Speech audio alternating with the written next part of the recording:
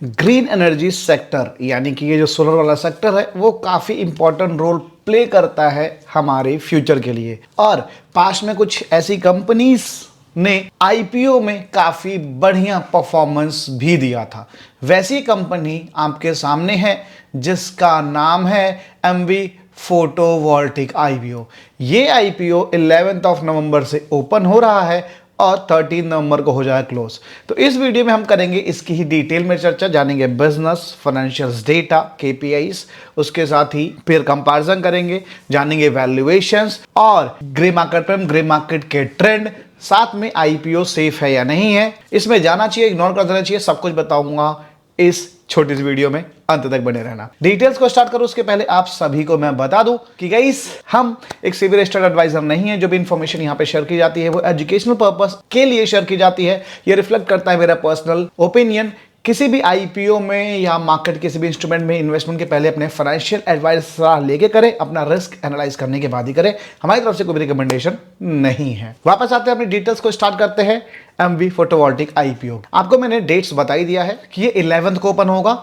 इसकी पहले business financial data देख लेते हैं, फिर बाकी डिटेल्स हम आगे जानेंगे। तो ये कंपनी इनकॉर्पोरेटेड 2007 में, यानी कि कंपनी के पास अच्छा खासा एक्सपीरियंस है। सीधी सी भाषा में इसके बिजनेस की बात करूं तो ये कंपनी सोलर्स बनाती है, सोलर्स मॉड्यूल्स, ठीक है, यानी कि एग्जैक्टली जो सोलर होता है और उस सोलर मॉड्यूल में जो सेल यूज होता है, जो एग्जैक्टली सनलाइट को एनर्जी में कन्वर्ट करता है, वो भी ये कंपनी बनाती है।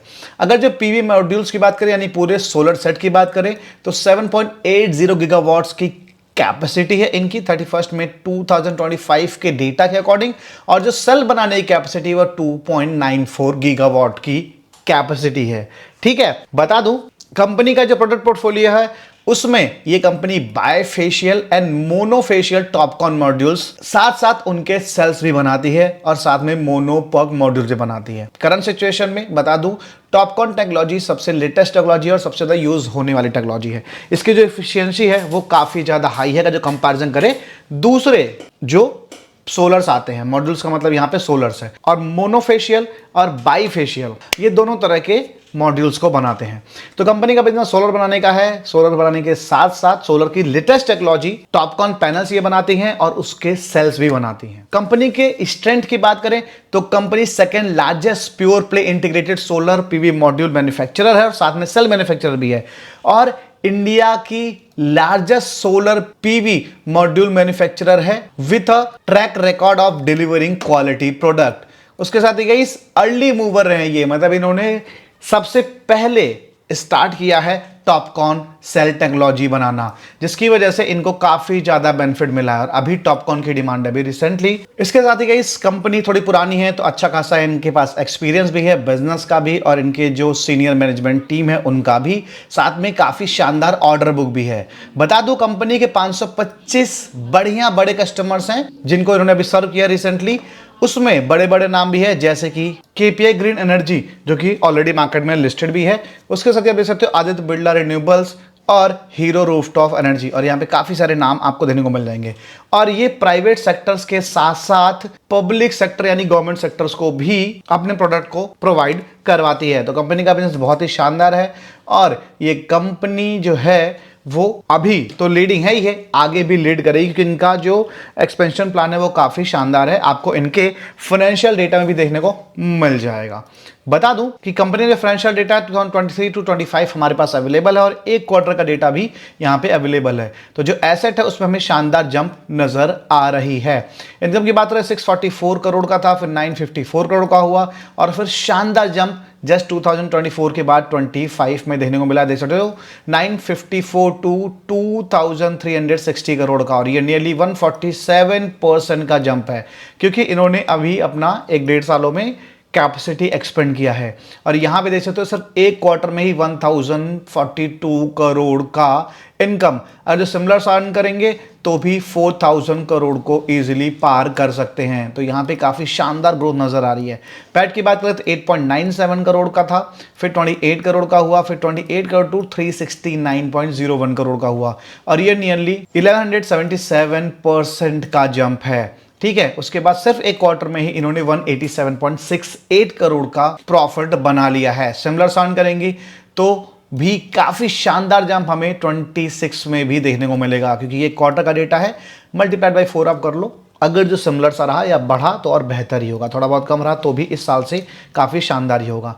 एबिटा भी काफ़ी हेल्दी देखने को मिल रहा है, ठीक है, देख सकते हो ग्रोथ काफ़ी शानदार रही है। उसके साथ ही नेटवर्थ भी 718.79 करोड़ का देखने को मिल रहा है। रिजर्व सरप्लस 608 करोड़ का। प्रॉब्लम यहाँ पे है तो बोरोइंग, तो आईपीओ से जो पैसा उठाएंगे 2900 करोड़ का है, उस 2900 करोड़ में फ्रेश इशू है, यानी कंपनी के यूज में आने वाला है 2143 करोड़ का। तो 2143 करोड़ में से 1621 करोड़ रुपए ये अपनी बोरोइंग को पे कर देने वाले हैं। उसके बाद बोरोइंग जो है 411 करोड़ की रह जाएगी, तो यहाँ पे कुछ इंटरेस्ट का पैसा ही बचेगा और ये भी सीधे सीधे हमें प्रॉफिट में आता हुआ देगा। हालांकि अगर जो पूरा पैसा पे कर देते, नेट डेट फ्री हो जाते तो ज़्यादा बेहतर होता। बोरोइंग कम कर रहे हैं, ये एक पॉजिटिव बात है। फाइनेंशियल डेटा काफ़ी बेहतर नजर आ रहा है और आगे हमें शानदार ग्रोथ भी नजर आ सकती है अगर जो इस तरीके से काम करते रहें तो। 2030 तक इंडिया 500 गीगावाट तक का टारगेट लेके बैठा हुआ है, ठीक है। और इस कंपनी की बात करें तो 2028 तक ये अपना करंट जो प्रोडक्शन है उससे 2 से 3 गुना का प्लान बना रहे हैं कि भाई बढ़ जाए, 2 से 3 गुना, एटलीस्ट डबल तो हो ही जाए। तो जैसा होता है तो आने वाले टाइम में काफ़ी बेहतर हो सकता है। तो हमने इसके बिजनेस और फाइनेंशियल डेटा को देख लिया है, अब इसके बेसिक डिटेल्स को देख लेते हैं, फिर केपीआईज एंड बाकी डिटेल्स को हम जानेंगे। तो ये आईपीओ जो है मैंने आपको डेट बता दिया, 11th को ओपन होगा और 13th को क्लोज हो जाएगा। हाँ, एक चीज़ बता दूं कि 11th ऑफ नवंबर को ही फिजिक्स वाला भी ओपन हो रहा है। फिजिक्स वाला आईपीओ का आपने डिटेल रिव्यू नहीं देखा है, डिस्क्रिप्शन में लिंक मिल जाएगा, जाके देख लेना। एक बार यहाँ पे थंबनेल भी मैं लगा दे रहा हूँ। शानदार तरीके से हर एक छोटी छोटी चीज़ उसमें मैंने कवर कर रखी है। उसके साथ ही 7th को ओपन हुआ है पाइन लैब्स, जो कि 11th को क्लोज होगा। उसका भी आप डिटेल रिव्यू जरूर देख लेना, डिस्क्रिप्शन में आपको उसका भी लिंक मिल जाएगा, थंबनेल आपके सामने ही है, ठीक है। तो मैंने डेट आपको इसकी बताई दी है। 2 की फेस वैल्यू पर 217 का प्राइस बंड है। प्राइस बंड महंगा है सस्ता है आगे आपको बता दूंगा। 69 शेयर्स का लॉट साइज है और जो साइज है 2900 करोड़ का है, जिसमें फ्रेश इशू है 2143.86 करोड़ का। 756 करोड़ का फ्रेश इशू भी इसमें रखा गया है। बता दूं इस आईपीओ में रिटेलर्स के लिए सिर्फ 10% का रिजर्वेशन रखा गया, जबकि कंपनी ने कोई लॉस नहीं बनाया उसके बावजूद भी। क्यूआईबीज के पास 75% और एनआईएस के पास 15% जाएगा, मतलब इतना रिजर्वेशन रखा गया है, ठीक है। तो हमने इसके बेसिक डिटेल्स देख ली, हमने बिजनेस समझ लिया और फाइनेंशियल डेटा समझ लिया। फाइनेंशियल डेटा अच्छा है तो की परफॉर्मेंस इंडिकेटर्स भी देख लेते हैं, बेहतर ही होंगे।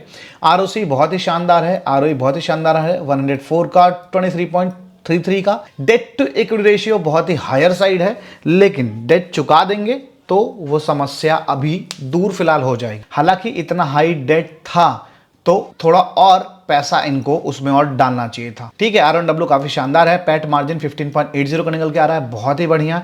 एबिटा मार्जिन भी शानदार निकल के आ रहा है, price to book value higher side है। और जो मार्केट कैप है, यानी कि जिस वैल्यूएशन पे लेके आए हैं 15,023.89 करोड़ का। अब इस कंपनी का जो अभी रिवेन्यू है वो है 2360 का और 15,000 करोड़ का ये मांग रहे हैं, यानी करीब लगभग 6.3x प्लस। इतना हाई वैल्यूएशन, चलो मान लो यहां पे आपने ग्रोथ दिखाई है, आगे और ज्यादा बेहतर कर सकते हो, लेकिन इसका बिल्कुल ये मतलब नहीं है कि ये जो ग्रोथ है 147% का ये हर बार चलती ही रहेगी। इनका कहना है कि मतलब इतना जो वैल्यूएशन हम हाई लेके आए हैं, इनका कहना है कि भाई अभी हम मतलब लीडिंग है और आगे भी लीड करेंगे ही टॉपकॉन में, या फिर जो भी नई टेक्नोलॉजी आएगी। गवर्नमेंट से हमारे बेहतर संबंध है, प्राइवेट बड़ी कंपनी से हमारे बेहतर संबंध है, आगे हम 2 से 3 गुना अपना कैपेसिटी एक्सपेंड करेंगे ही, तो इस वैल्यूएशन के काबिल हम हैं। लेकिन गाइज मुझे लगता है कि इतना फिलहाल वैल्यूएशन डिमांड करना गलत है। ये जो है अगर जो नियरली 10-11,000 करोड़ के आसपास आती तो ज़्यादा ठीक होता। अगर जो आप यही सेम चीज़ पीयर कंपैरिजन भी करने जाओगे तो आपको नजर आएगा एमवी फोटोवोल्टिक पावर लिमिटेड का 34.9 का पी है, ठीक है, प्री आईपीओ का। और अगर जो हम देखें तो यहाँ पे 33 के पी पे वेबसाइट एनर्जी है, वारी एनर्जी 50 के पी पे है, आरएस प्रीमियम 51 के पी पे है, विक्रम सोलर 70 के पी पे है, सात्विक 27 के पी पे है। लेकिन यहाँ पे इन कंपनीज का जैसे वारी का जो रिवेन्यू है वो 14,444 का निकल के आ रहा है, ठीक है। यहाँ पे आप देख सकते हो इसका जो सेल डेटा है, मतलब जो रिवेन्यू है वो ये वारी का है, ठीक है। तो कहीं ना कहीं वारी एनर्जी के कंपैरिजन में, वैल्यूएशन के कंपैरिजन में, या फिर दूसरे जो पीयर हैं उनके कंपैरिजन में प्राइसिंग स्लाइटली हायर साइड आई है। अब इस आईपीओ में क्या किया जाए? प्राइसिंग तो हायर साइड है गाइस, इस आईपीओ में फिलहाल रुक के वेट किया जाए। इसको डायरेक्ट इग्नोर करना भी ठीक नहीं, क्योंकि सारा कुछ ठीक है। प्राइसिंग का थोड़ा सा इशू है, ऐसा नहीं प्राइसिंग बहुत ज़्यादा महंगी है, हायर साइड है थोड़ी बहुत। और आईपीओ अगर जो मार्केट ठीक रहता है तो अच्छा कर सकता है। तो इस आईपीओ में मतलब इंस्टेंट जल्दीबाजी ना करना ज़्यादा ठीक होगा। और डे 2 या डे 3 पे माहौल सही रहता है तो फिर लिस्टिंग गेन के लिए जाना ठीक होगा। फिलहाल लॉन्ग टर्म के मामले में तो ज़्यादा टाइम देना पड़ेगा और रिस्क भी लेना पड़ सकता है। तो अभी इस आईपीओ को बिल्कुल इग्नोर करना सही नहीं होगा। छोटे लिस्टिंग के लिए ट्राई कर सकते हैं, जो सब्सक्रिप्शन डेटा बेहतर होता है, एंकर्स बढ़िया आते हैं उस कंडीशन में। आईपीओ ठीक सा नजर आ रहा है, सब कुछ मैंने आपको बता ही दिया है। अब इसके जीएमपी की बात कर लें तो गाइस करंट में जो जीएमपी है वो 19 टू 20 रुपीज़ के आसपास निकलता दिख रहा है, जिसके हिसाब से नियरली लिस्टिंग एक्सपेक्टेड 9 to 10% का होता है। तो क्या करने वाला आप इस आईपीओ में मुझे कमेंट में बता सकते हो। साथ में ही आप पाइन लैब्स और फिजिक्स वाला आईपीओ का रिव्यू भी डिस्क्रिप्शन में लिंक है, जरूर देख लेना। आई होप आपको वीडियो पसंद आई होगी। अगर जो आई है तो लाइक करना, चैनल को सब्सक्राइब करना मत भूलना। मिलते हैं अगली वीडियो में।